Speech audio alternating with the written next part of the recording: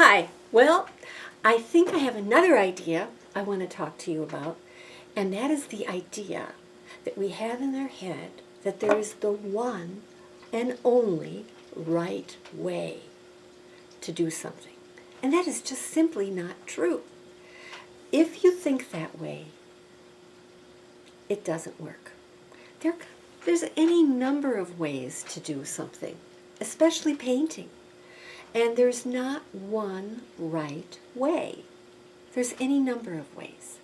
And if you have it in your mind that there's only one right way and you need to find that one right way as if it's the magic bullet for you, I think you're going to be disappointed. Because one of the things making painting is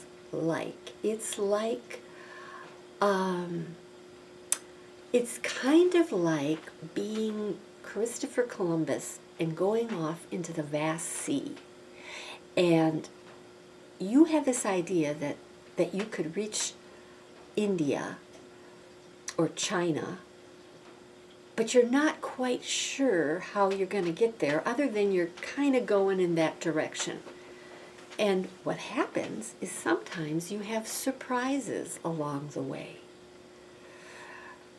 But you're willing to chance it, some surprises. Actually, you relish the surprises. That's kind of what painting is like. Sometimes you're going in a certain direction, you think you're going in a certain direction, and you end up in... Where did he land? Did he land in Cuba or was it Puerto Rico? Anyway, he didn't land in China, but he found a whole new world on the way. Well, that's what it's like. Sometimes things don't work out exactly like you planned, but you find yourself in a whole new land, and there's all sorts of stuff you never expected, and that is part of the pleasure of painting. That is part of the pleasure of the creative spirit, the exploration of the creative spirit.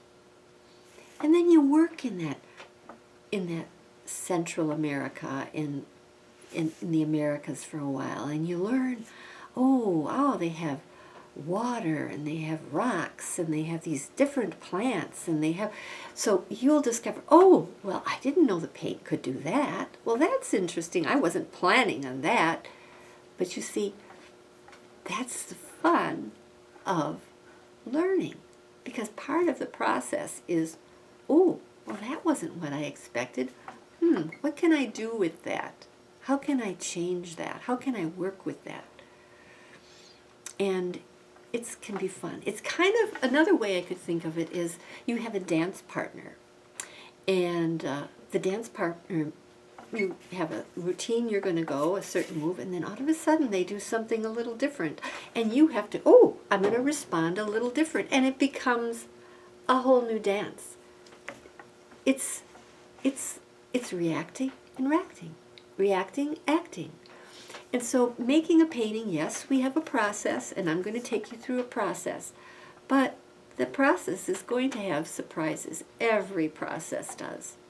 I remember when I was a teacher in years and years ago, and I had to write lesson plans for my students, and I had them all ironed out. But, because I was teaching real people, and they had good questions, I would find out that my lesson plans, my goals, were sometimes just sort of a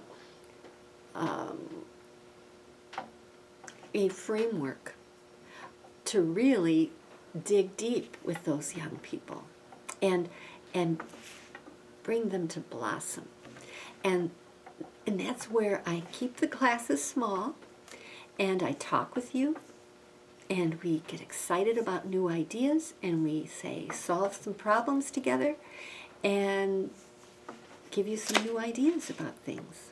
So, I don't want you to take too hard to think that there's only one right way And you have to find it, because that's just not going to help you. It's going to make you frustrated. So I will show you some processes, different kinds, every time I teach a workshop. But it's okay. You can experiment, you can explore, and that's how you learn. It'll be fun to discover these together in the workshop coming up on Friday and on the Saturday. And we'll get 2 paintings done. We'll learn more about composition, we'll learn more about color, we'll learn about mood, we'll learn about transferring an image. We're going to learn so much stuff. It'll be fun. Looking forward to seeing you and being with you.